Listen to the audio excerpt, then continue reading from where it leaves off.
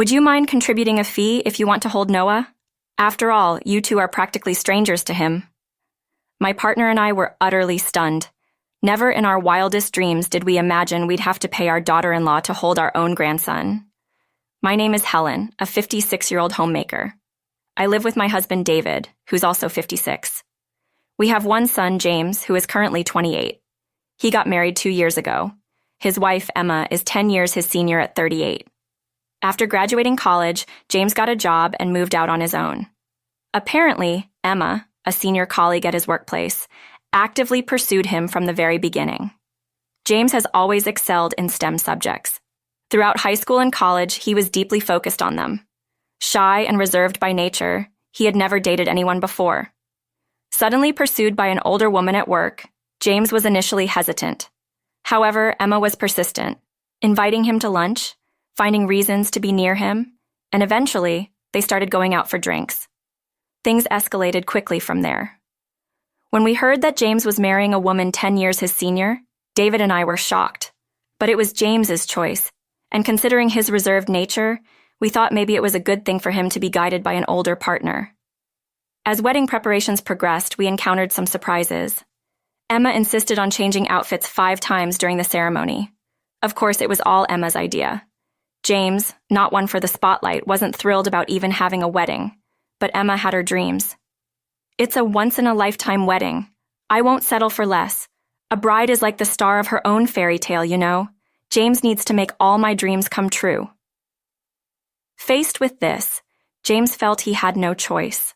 The wedding ended up costing much more than anticipated, draining most of the savings James had accumulated since he started working. During the 5th outfit change at the reception, a relative whispered to us, "I've never seen a wedding with so many outfit changes. James is pretty much wrapped around her finger. He's in for a tough time." I could only smile politely, but their words echoed our own thoughts. People complimented James on his beautiful wife, but she also seemed quite proud of her appearance. As parents, we couldn't help but worry about their future together. 2 years into their marriage, they had a baby boy. It had been a difficult birth, but we were thrilled when the baby arrived safely. The day after the birth, we rushed to the hospital. Outside the delivery room, James seemed restless and uneasy. "James, congratulations, that's wonderful." Yeah, thanks. I can't wait to meet the baby. Mind if I come in?" "Well, about that." "What's the matter? Something wrong?" "No, it's just, Emma's really tired right now and doesn't want visitors." "What? So we can't see the baby?" "Oh no. All right then, no choice, I suppose. I'll take some photos and send them to your phone." "What about Emma's parents?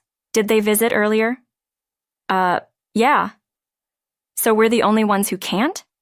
Can't you let us have a quick peek?" "It seems like family and in-laws are being treated differently. Sorry, but could you leave for today?" "Fine." James looked really uncomfortable. It was likely that Emma had asked him to decline visitors from inside the hospital room. Disappointed, we had no choice but to head home. James later sent us a photo of the baby. Such a cute sleeping face. Seeing it made both David and me even more eager to meet the baby. I'd love to hold my first grandchild in my arms. I timed it around Emma's and the baby's discharge and called James to arrange a meeting, but we didn't get a favorable response.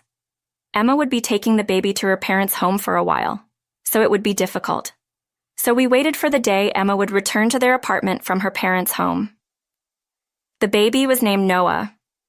Finally, the time came for Emma and Noah to return after receiving postnatal care at her parents'. We got James to agree. And finally, we were going to meet our grandson. We bought clothes, baby gear, and toys for Noah. On the day of the visit, we went to James's apartment. "Hello, may we come in?" Upon entering, we saw Noah in his baby bed. He was energetically moving his arms and legs. He was a cheerful boy. What a lively boy, he's really cute. Next to the baby bed, Emma stood with a stern expression. Could I hold him for a bit?" Emma remained silent. Then James spoke. "Mom wants to hold Noah. Is that okay?" James repeated my request to Emma. He seemed like he was really walking on eggshells around her. Finally, the silent Emma spoke. "You two are strangers to me. If you want to hold Noah, will you contribute a fee? We were frozen in disbelief. Strangers? Yes, I married James, but you are strangers to me and to Noah. I don't want him casually held by just anyone. If you insist on holding him, I guess we'll have to set a fee. A fee? But Noah is our grandchild. Exactly. And Emma, didn't your parents get to hold Noah? Of course, they are my parents. In that case, we should also... Look, I'm speaking from my perspective. I married James, not the two of you. You're complete strangers to me. What if you drop Noah or somehow get him sick? How are you planning to take responsibility? Responsibility, you say? I'm on maternity leave now, but I've been with my company for years, always managing risks. To let a newborn be held by complete strangers who have no intention of taking responsibility is naive, don't you think? Emma's condescending tone left us, including David, dumbfounded. People with your mentality wouldn't last a day at my company. Also, just because James and I married doesn't mean we're all suddenly a family. I like to keep boundaries clear. Do you understand? Emma gestured at us as she spoke, her tone authoritative as if she were scolding subordinates. She seemed not only attractive, but also very confident in her long-standing career. She probably talks like this at work, too. You could easily guess what the power dynamics between her and James, who was 10 years younger, must have been like in their workplace. That hierarchy seemed to have transferred to their marriage. James looked surprised at Emma's words and gave us an apologetic look, but he couldn't muster up any words to counter her. Let's just go. All right. And so we left James's apartment without even getting to hold Noah. We had our concerns before, but we never thought it had come to this.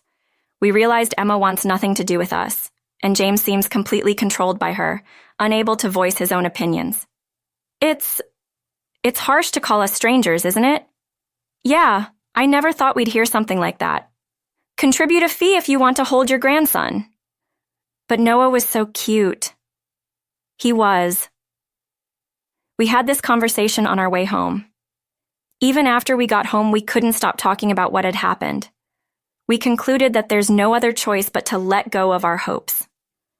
Obviously, in an ideal world, we'd get to hold our grandson and have a good relationship with our son and daughter-in-law.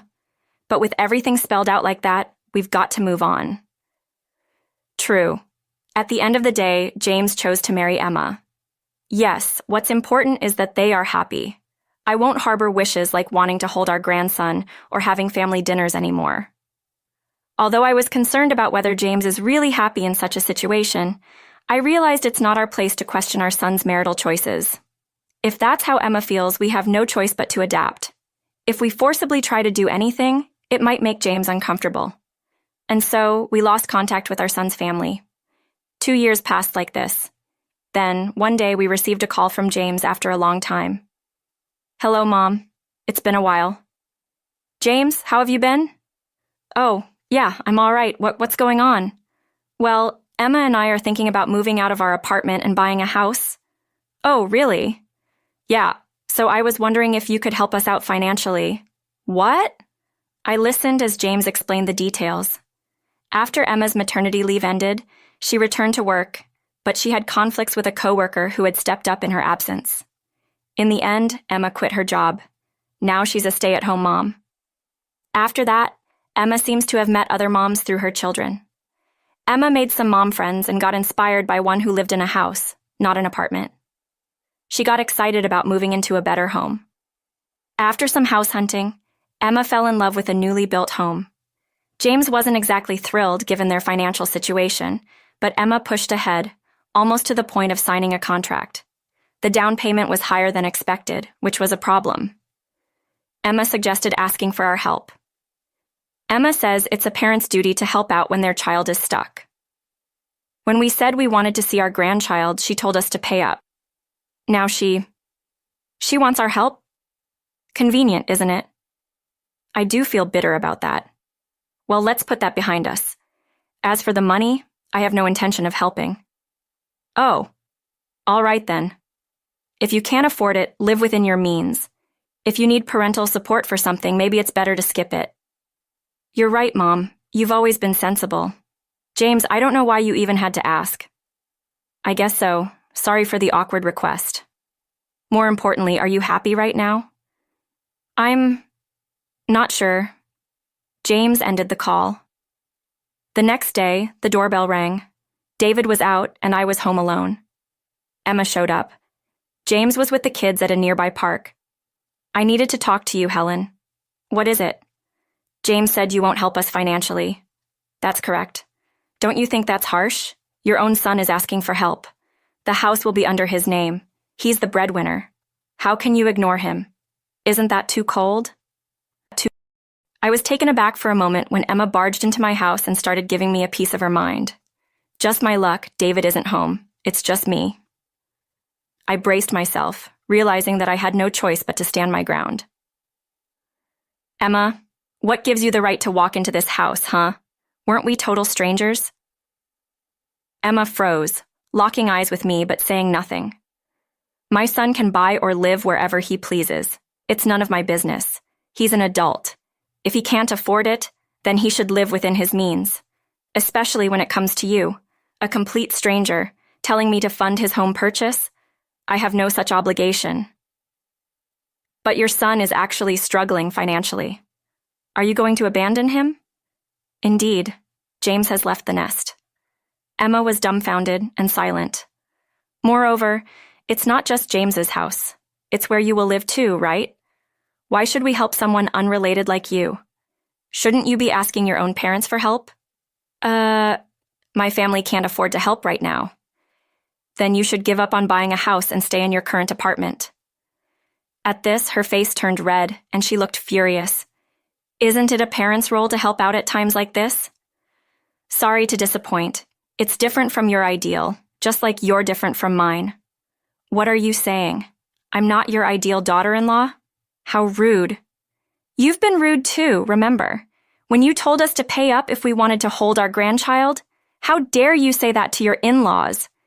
I'm not really a match with my husband, am I? What? I rushed into marriage because I was 36 and desperate. I married James because he seemed obedient. To be honest, any groom would have done at that time. So I think he should be grateful that a high woman like me married an odd guy like him.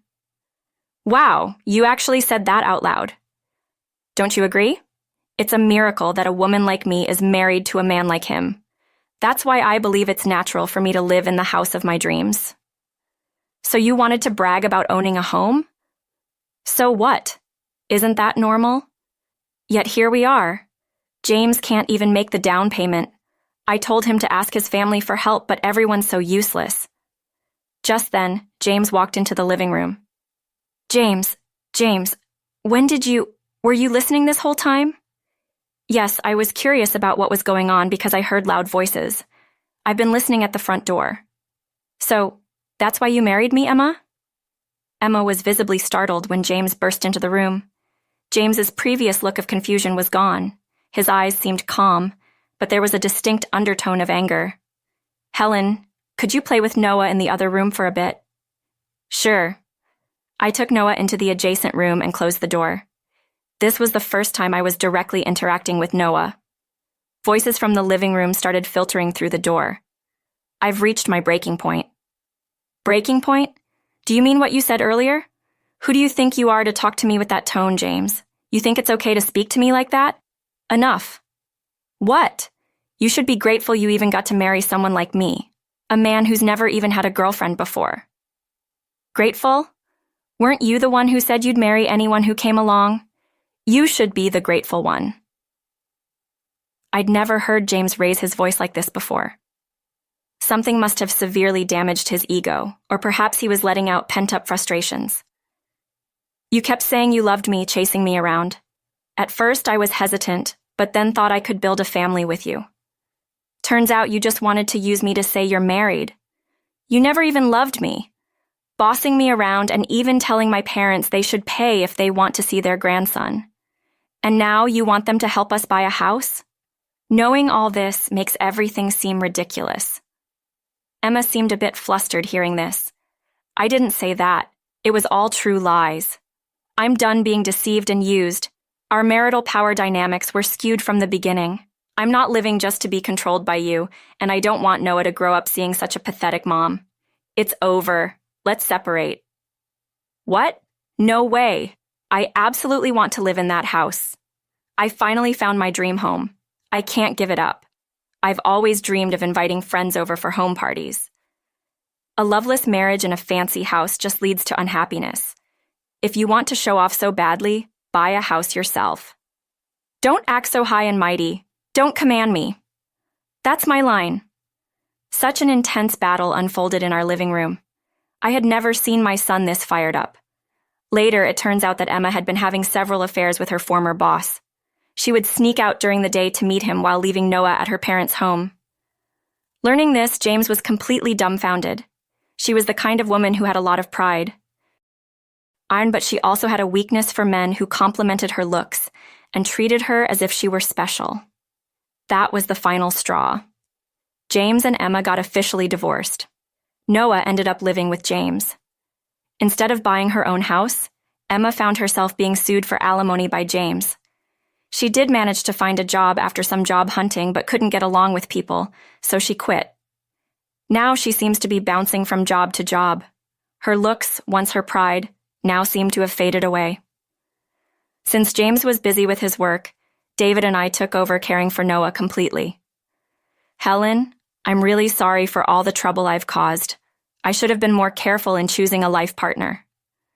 That's okay.